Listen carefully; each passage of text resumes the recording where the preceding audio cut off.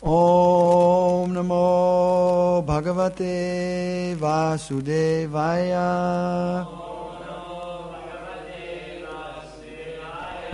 Om Namo Bhagavate Vasudevaya.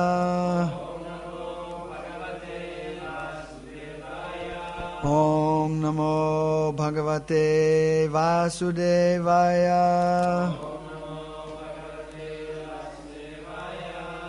We're reading from Bhagavad-gītā as it is, by His Divine Grace, A.C. Bhaktivedanta Swami Prabhupada, founder, Acharya of the International Society for Krishna Consciousness, chapter 18th, the perfection of renunciation, text number 23.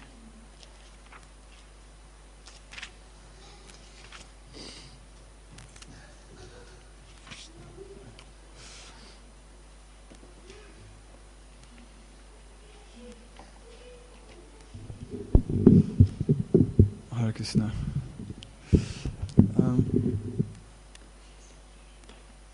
So if you like, we can chant together. I will be reading from the word-for-word translation. Niyataṁ saṅga-rahitam arāga-dveṣataḥ kṛtam aphala-prepsunā karma yat tat sattvikam ucyate niyataṁ saṅga-rahitam arāga-dveṣataḥ kṛtam aphala-prepsunā karma yat tat sattvikam ucyate niyataṁ saṅga-rahitam arāga-dveṣataḥ kṛtam aphala-prepsunā karma yatat sattvikam ucyate niyataṁ saṅga-rahitam arāga-dveṣataḥ kṛtam aphala-prepsunā karma yatat sattvikam ucyate niyataṁ saṅga-rahitam arāga-dveṣataḥ kṛtam aphala-prepsunā karma yatat sattvikam ucyate niyataṁ saṅga-rahitam arāga-dveṣataḥ kṛtam aphala-prepsunā karma yatat sattvikam ucyate niyataṁ saṅga-rahitam arāga-dveṣataḥ kṛtam aphala-prepsunā karma yatat sattvikam ucyate niyataṁ saṅga-rahitam arāga-dveṣataḥ kṛtam aphala-prepsunā karma yatat sattvikam ucyate. Sir, would you like to try?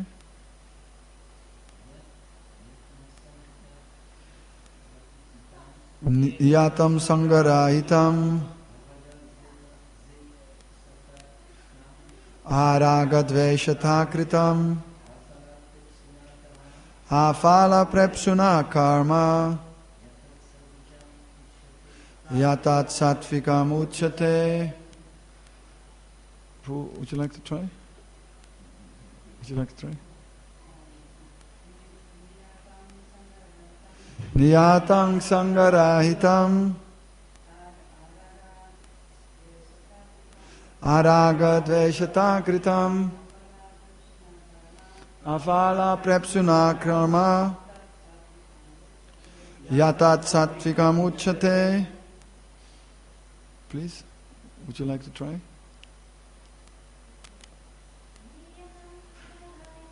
niyataṁ saṅga-rahitam, arāga-dveṣataḥ kṛtam, aphala-prepsunā karma, yatat sattvikam ucyate.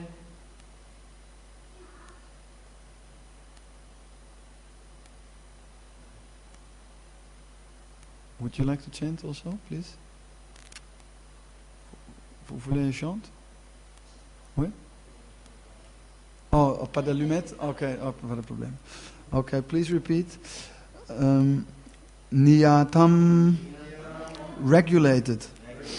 Saṅga-rahitam, without attachment. Arāga-dveṣataḥ, without love or hatred. Kṛtam, done. Aphala-prepsunā, by one without desire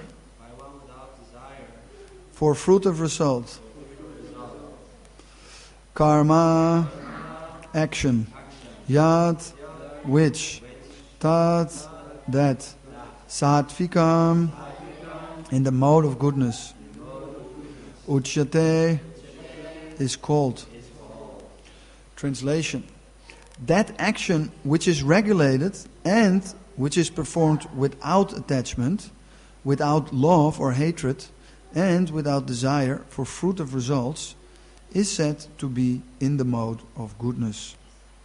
Purport. Regulated occupational duties as prescribed in the scriptures in terms of the different orders and divisions of society, performed without attachment or propriety rights, and therefore without any love or hatred, and performed in Krishna consciousness for the satisfaction of the Supreme, without self-satisfaction or self-gratification, are called actions in the mode of goodness. Om ajnana-timirandasya gnananjana salakaya chakshuru militam yena tasmai Shri Gurave Namaha. Sri Chaitanya Manobhistang Stapitang Yena Bhutale Swayang Rupa Kadamayang Dadati Swapadantikang Vandehang Sri Guru Sri Yuta Padakamalang Sri Gurun Vaishnavangscha Sri Rupam Sagrajatam Sagana Rakunutam Vitam Tang Sajivam Sadvetam Savadutam Parijana Saitam Krishna Chaitanya Devam Sri Radha Krishna Padan Sahagana Lalita Sri Vishakan Vitangscha.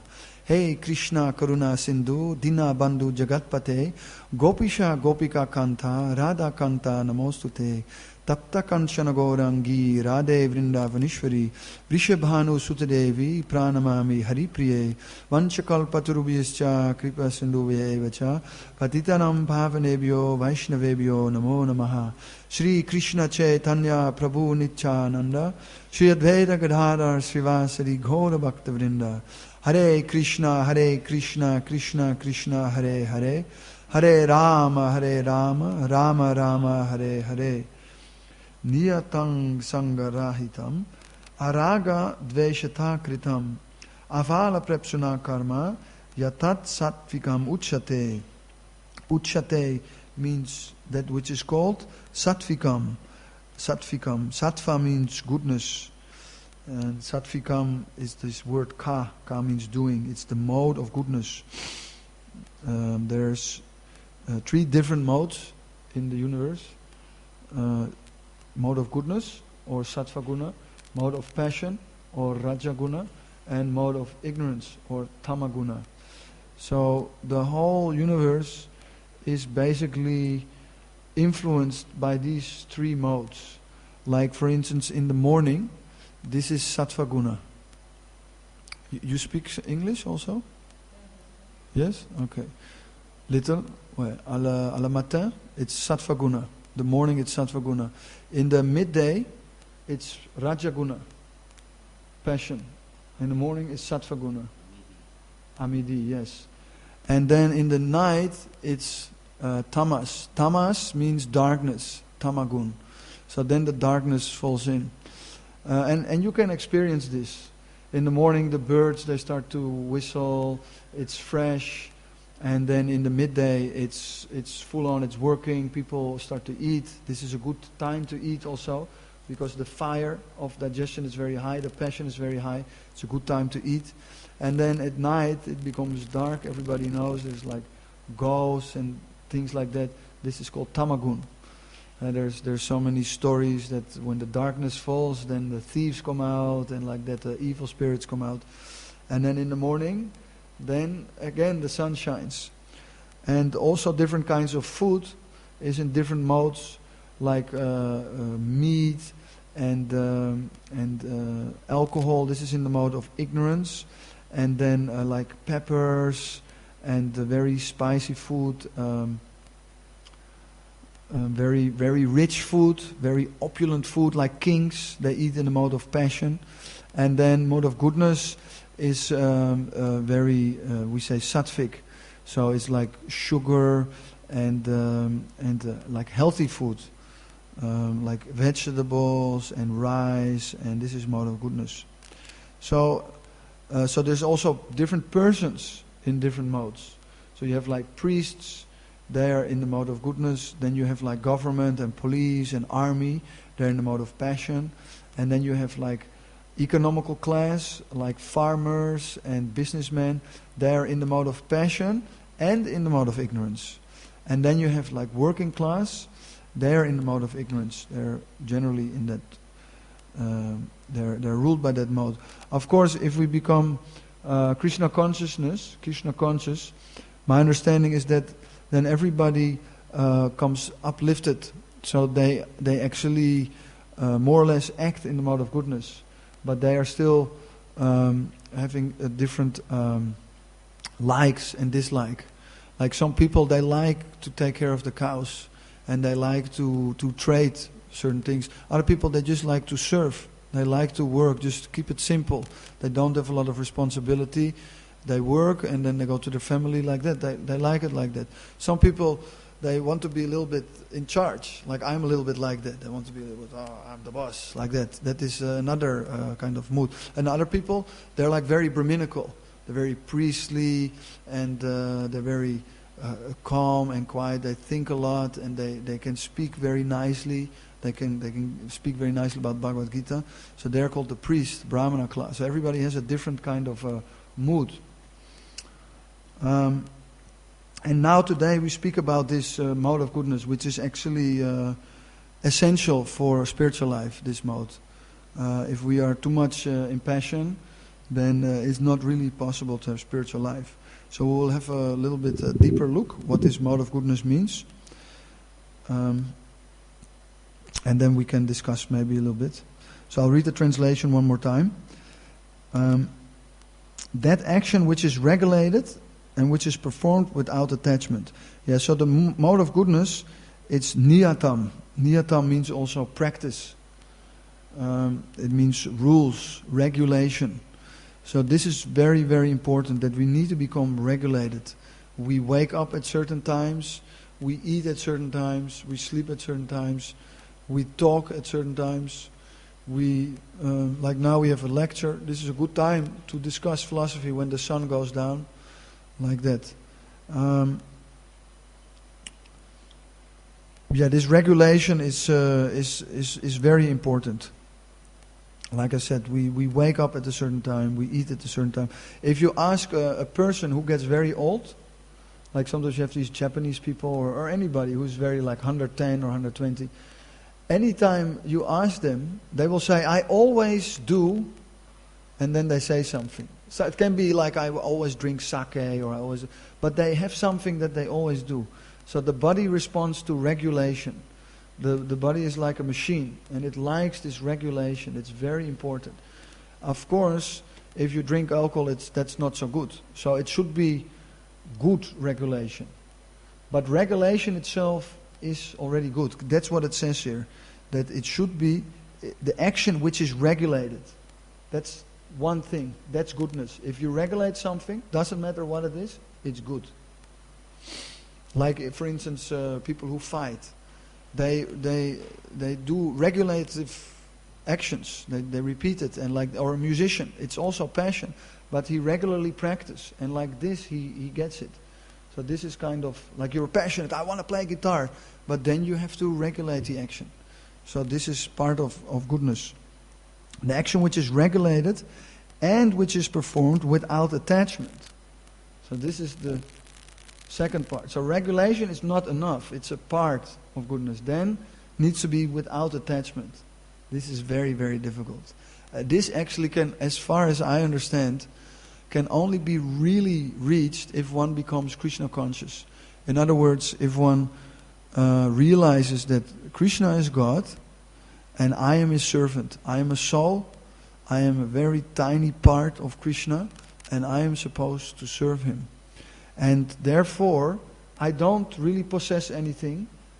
Neither, because I don't possess anything, I can neither reject anything. Because nothing belongs to me. It's like a child, the father gives him some toy and then the child says, I don't want it anymore. But really the owner is ultimately the father. So the idea is that whatever we get, we should use it for Krishna. And Krishna, He is all good. So, and that is actually the essence of Bhagavad Gita. Because, I don't know if you know this book, there's a story behind it. And the story is, as you can see there and here, it's about a prince called Arjuna. And this prince, he had a brother, Yudhishthira. And his nephew, he usurped the kingdom. He took the kingdom illegally. And he was as they say in America, he was a bad guy. He was a bad guy. So Krishna, after trying so many things, he asked Arjuna to fight against his own nephew. And in India, in Vedic culture, the families are very much interrelated. So a nephew is almost like a brother. It's actually like a brother. And the grandfather was on their side. So Arjuna's grandfather was on the opposite side. So he felt really bad. He said, this is not good. So he didn't want to fight. He said, this is immoral. Nothing good can come of this. But he became, we could say in one sense, sentimental. He was a little bit confused. Of course, Arjuna is not really confused. He is an eternal devotee of Krishna. But he acted confused for our sake. Because actually, we are confused. Or at least, if I speak for myself, I am confused. It's difficult. We identify with this body. And we think, this is my family. Or as Prabhupada used to say about Gandhi, this is extended selfishness. Like, India is my country. But I try to explain it. We are not this body. We are the soul. So the body and the country, it's all related to the body. It's a misidentification. So to serve the country like Gandhi was doing, we have to take care of India. This is extended selfishness. I take care of my country, of my family, like that. So ultimately, we have to serve Krishna. And the example that is given in the Shastra, it is like watering a tree. Krishna is the source of everything.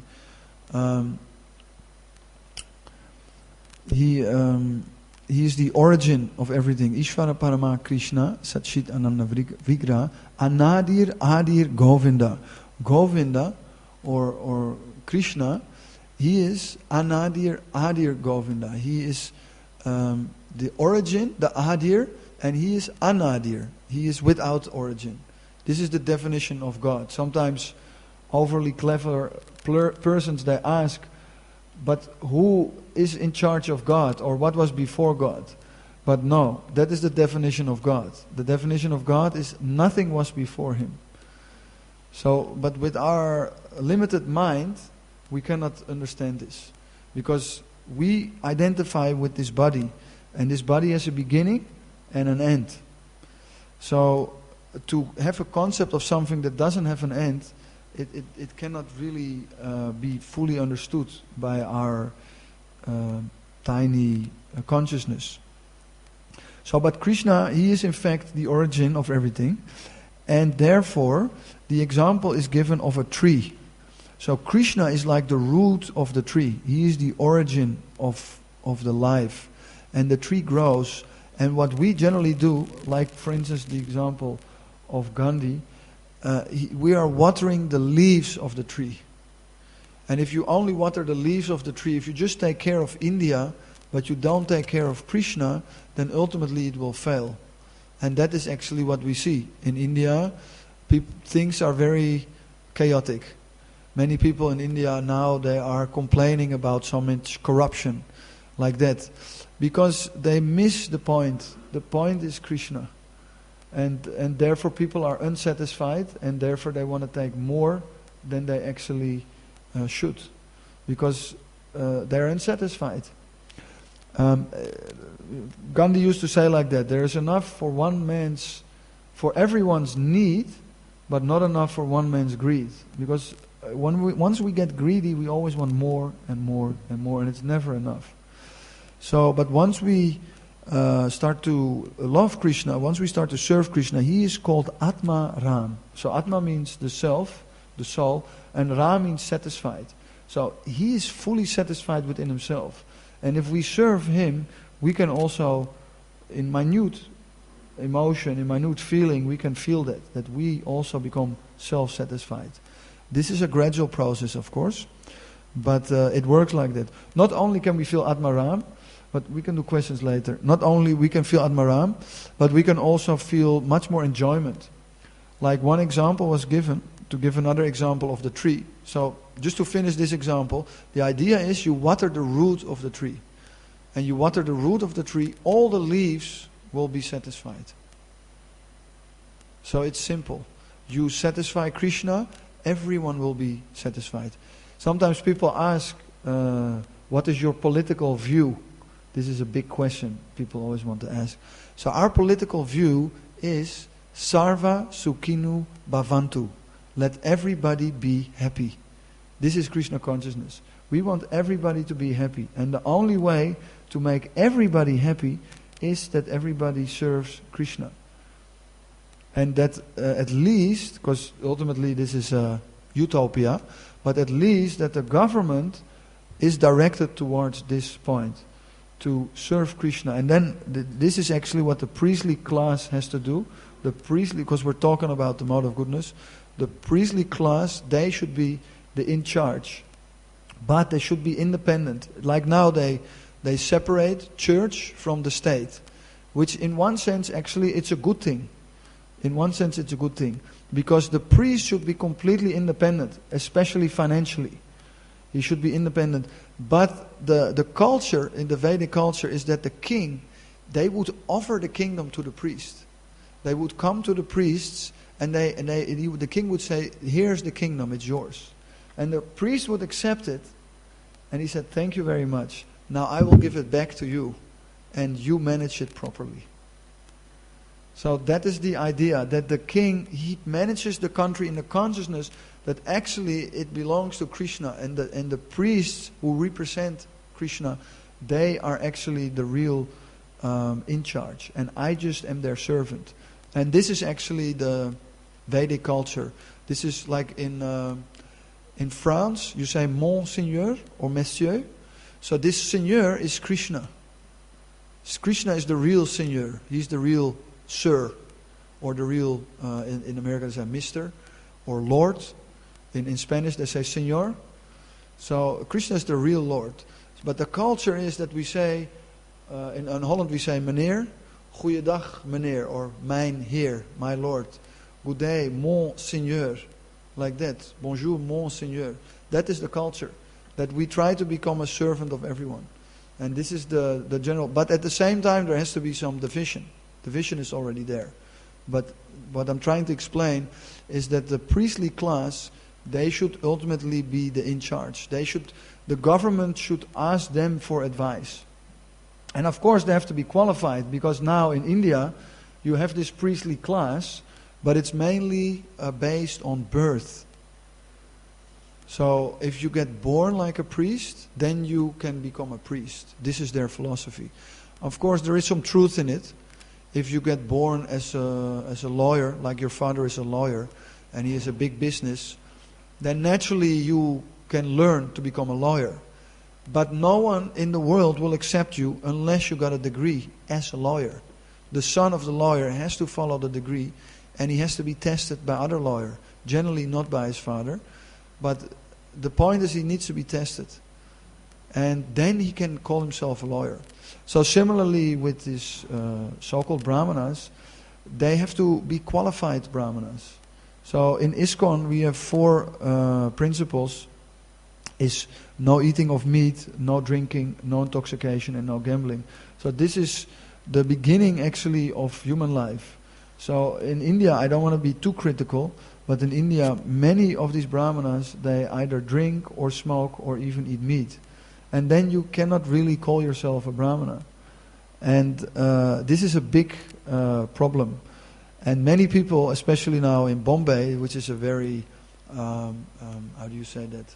They're very westernized, actually. I think that is the word. You got this Bollywood and so they really don't like this anymore. They're really starting to more be against this, because the priestly class, they are not so qualified. This is why people get agitated, and this is the whole problem why the world is in chaos, because there is no head. The brahmanas are like the head. So we have to really, I'm looking now especially at the monks here, we have to qualify ourselves. But it's for all of us. We should really, because everybody that's here, they're spiritual, they're doing spiritual life.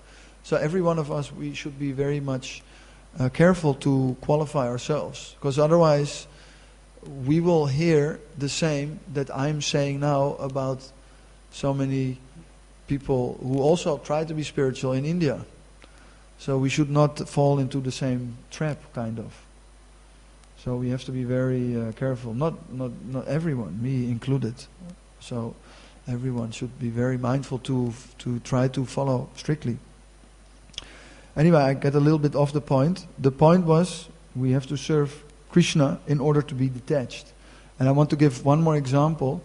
Is about if we want to have fun, because everybody wants to have fun.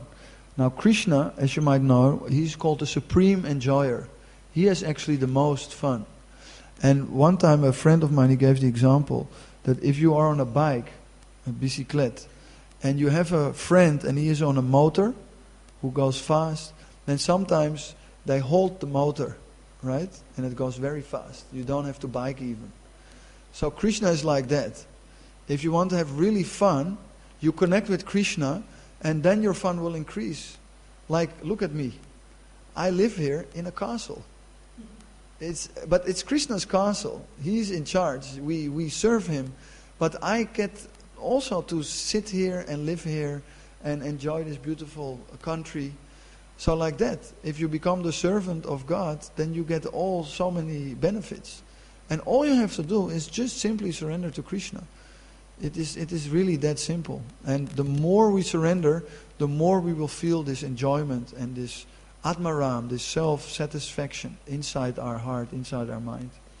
So like that. So if we become more connected with Krishna, we can actually detach ourselves from the external world, which looks so attractive. But as we say in Sanskrit, it is called Maya. And Maya means that which is not, that which is an illusion in our mind. It's not Krishna. We think like that. We think we can enjoy outside of Krishna. But when we become learned, we understand everything is expansion of Krishna. It's Krishna's energy. And like I said in the beginning, it should be used for Krishna. So I will try and wrap it up now. So regulated occupational duties as prescribed in the scriptures. Oh wait, I'm going too fast. The action which is regulated and which is performed without attachment, without love or hatred, and without desire for fruitive results is said to be in the mode of goodness. So I think I more or less explained that. Although one thing I maybe need to clarify a little bit more is that it says here you have to perform without attachment and without desire for fruitive results. So sounds a little bit like the same. But the thing is, we can also become attached to the action itself. So even to the action itself, we should be detached. We should just simply do it for Krishna. And then, once we do the action, there is generally a fruit that comes with the action. So also the fruit, that's probably why it's at the end, because that is the most difficult. Because once we did all the work, and we maybe worked without love or hatred, but then we still have the desire for the result. So even that we need to give up. And that can only be done if we have faith in Krishna. Like I gave the example of this castle, that we live in this castle and it's so nice. So Krishna will take care of us. We need to have that faith. Yoga, kshema, vajamiyaham. He will carry what we lack and He will preserve what we have. So we need to have that faith that Krishna will take care of us. And then we can just give up the result to Krishna. Like today, we were discussing, there's one deity in India, in south of India. And this deity seems to be very powerful. That whatever you give him, he gives back at least tenfold. So people give amazing amounts of money to this deity, because the Indians, they are very intelligent. They know that when we give 1,000 rupee, we will get back 10,000 rupees. So this deity is the most popular deity in India, and he's also the richest deity in India. But the point is that when we do one step to Krishna, he does 10 steps towards us. So we should have that faith that if we give all our money to Krishna, he will give it back to us. Or not, but he will, a real friend, he acts in the best interest. So he will take care of us. Not only of us, even of our family. He will also take care of our family. Because he's in charge. He's in charge of everything. We need to develop that faith. It's called Shraddha. And this needs to develop more and more and more. Now we'll try to wrap it up. The purport: regulated occupational duties as prescribed in the scriptures in terms of the different orders and divisions of society. So this I explained a little bit. The different well, I didn't explain about the different orders. There's also 4 orders that are also related to the mode of ignorance, passion, and goodness. So you have brahmachari, grihastha, vanaprastha, and sannyas. So these are the 4 orders, different orders. So brahmachari is celibate student. Then the grihastha, in fact, is also celibate, but there is some scope for sense gratification. He gets married. And then vanaprastha, one becomes detached. And then sannyas is like complete retired from material activities. And generally in this age, sannyas is not recommended. But in our ISKCON, we use sannyas for preaching. So if we take sannyas and then we preach, then it can be successful. But one has to be fully surrendered to Guru and Krishna and then preach.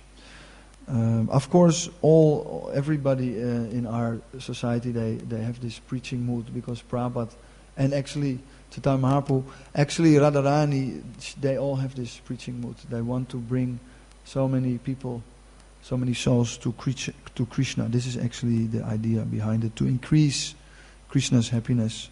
They want to invite more souls to the spiritual world. Please come, they're inviting us. As prescribed in the scriptures in terms of the different orders and divisions of society, performed without attachment or proprietary rights. So Prabhupada gets a little bit more technical, so that we cannot make it like vague. He makes it very specific, proprietary rights. So, like Bhaktivinoda Thakur says, my house belongs to you, Krishna.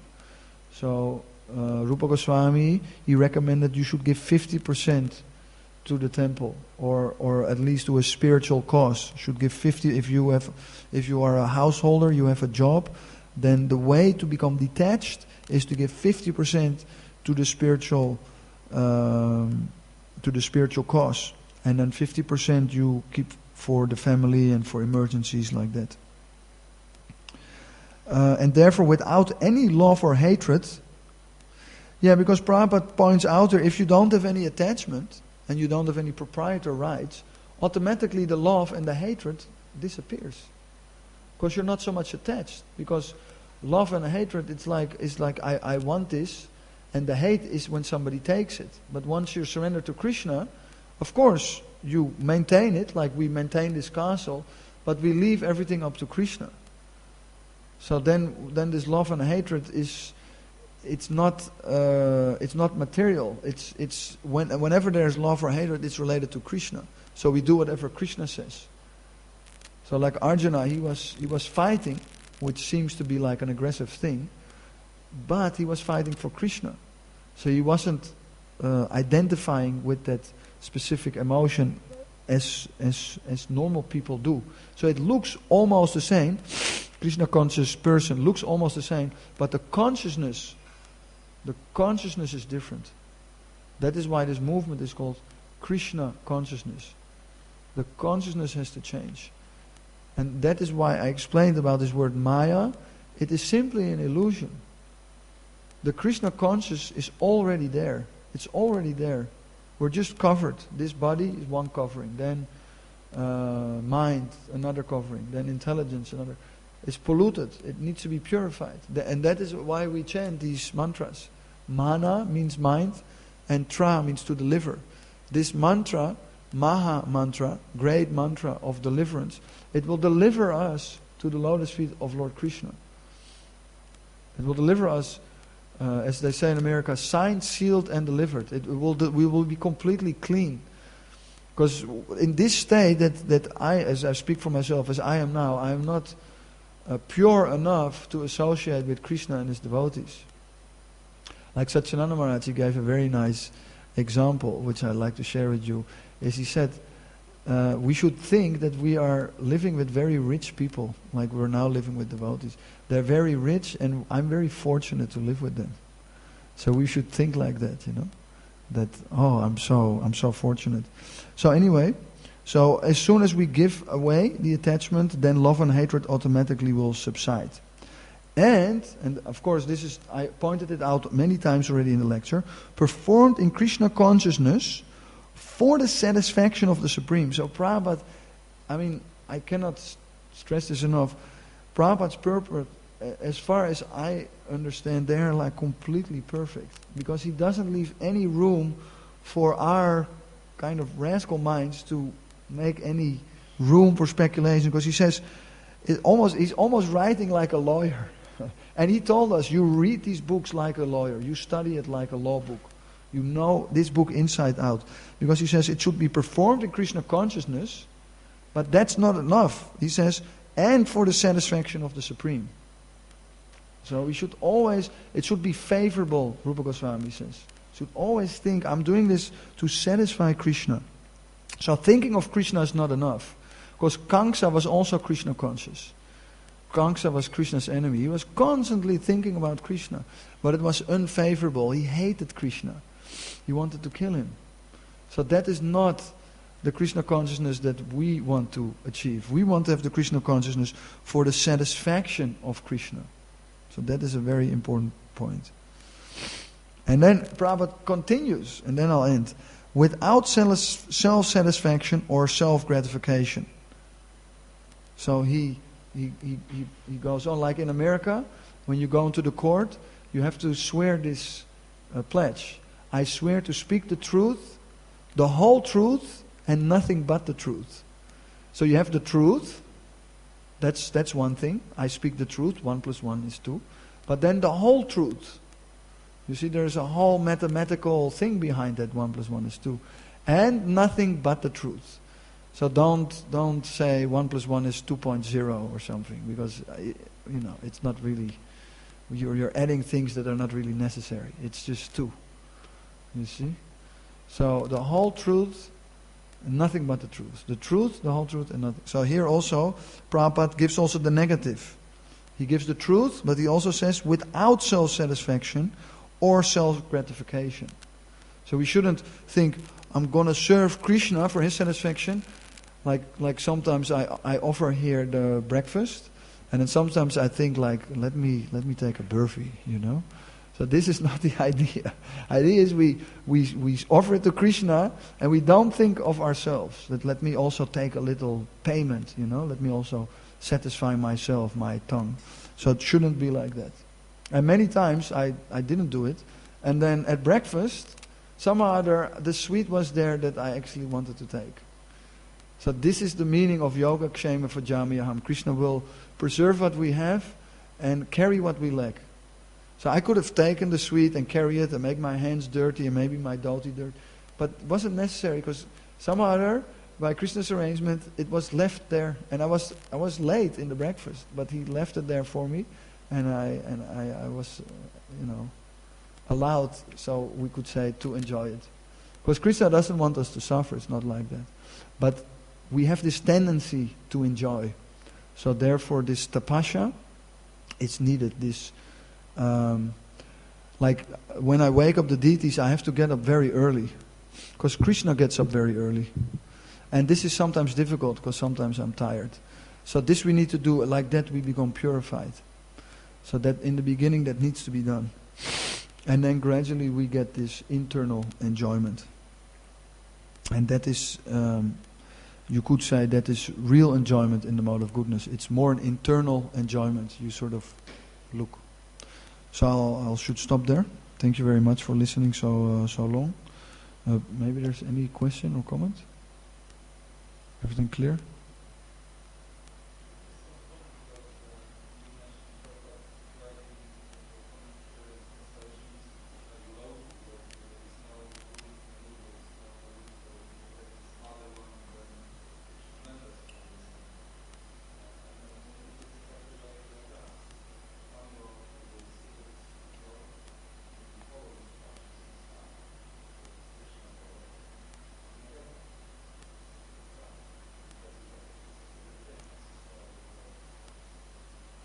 Yeah.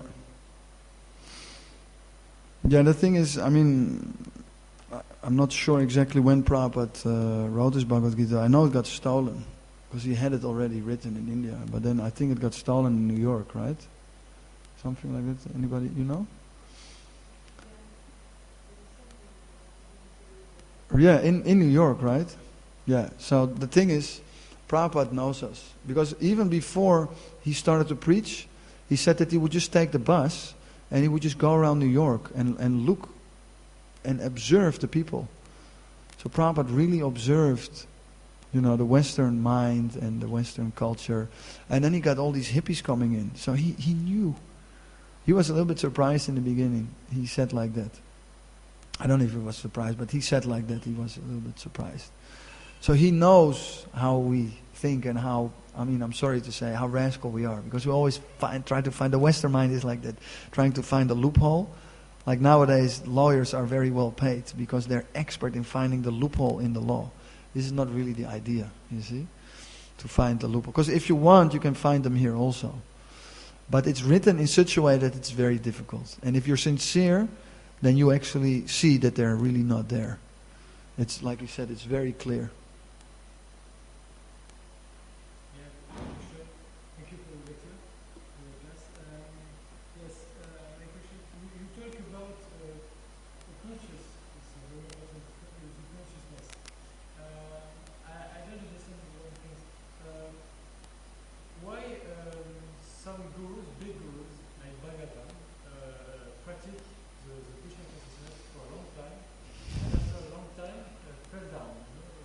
Right.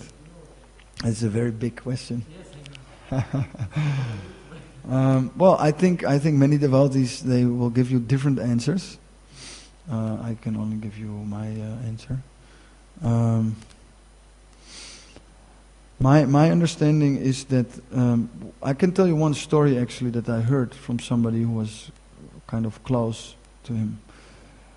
His followers, they tried to bring him back because he was going, and they preached to him, no, you shouldn't go, and then he said to them, he said, I hear you, I hear what you say, but it's not processing. I have been speaking for so many years and I have not been listening, because he gave all the classes. Wherever he came, he gave the class. So he said, I have not been listening, and now it's too late. I hear you, but it's not going in. So I think it is a little bit part of the problem. And I personally have studied it to some extent, and this is what I've seen from my own findings time and time again, that generally they stopped following strictly. They stopped coming to the programs in the morning and in the evening. They stopped. And it's not only because, like Bhagavan explained, that it's not only that you should give the class all the time. You should also try to listen to your godbrothers. You see? Even Prabhupada listened to his disciples. Just see. Even Prabhupada, he is like the acharya of the movement. But he was sitting down in Vrindavan and his disciples were giving class and he was enjoying their classes. He was reading his own books. He was enjoying Krishna book. So, we got a little bit in passion. Because this castle is because of Bhagavan for a great part. In those days, devotees, collected hundreds and thousands of francs, Belgian francs, and also many guilders, and so many. So that is why we could buy this castle, you see. So the passion also, it has its function, but the thing with passion, and that is what we're discussing today, at some stage it has to go to goodness, because you cannot maintain passion. You see, love is the other side of hatred. There has to be something else. And that something else is Krishna. And this class that we're doing, we're saying ucyate, sattvikam. What does it say at the last sentence? Yatat sattvikam ucyate. This is called sattvikam, mode of goodness. So ucyate means it's called, Krishna is saying this, uvacha. Bhagavan uvacha. So we have to listen. We have to listen to this class. This is Krishna speaking. This is Krishna. So, so this mode of passion, we can transcend it if we add Krishna, and the best way to add Krishna is just to listen what he says. So I feel this was the main problem with most of the persons who got into troubles, that they stopped following strictly. And then, of course, another related point is that they made offenses to their godbrothers. If you make offenses, then you lose your taste for following. Of course, Rupa Goswami explains that even if you lose your taste, you continue. And then you gain again taste. So you never stop. You never stop. But you should realize that I have offended a devotee and I should apologize, because then it comes back. Is that alright? Because it's a big question, huh? And I tell you frankly, it's not really a question for Bhagavad Gita class. But I answered it anyway. I hope that was alright. I think we should stop here. We have bhajans now. So thank you very much. Hare Krishna.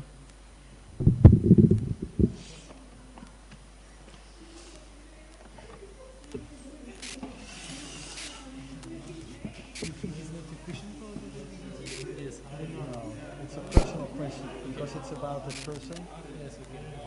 And it's better to ask. Yes, it's face to face. Yeah, it's kind of. Sorry. No, it's okay. It's okay.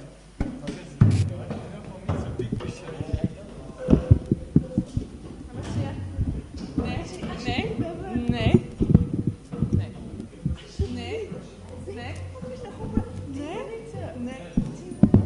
Oké, 10 minuten. Maar dat stop ik, hè?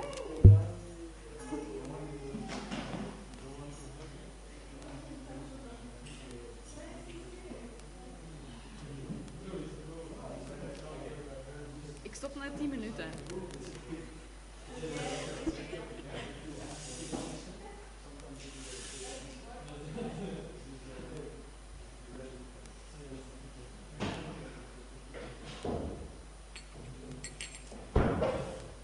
Ga je zingen? You want to sing?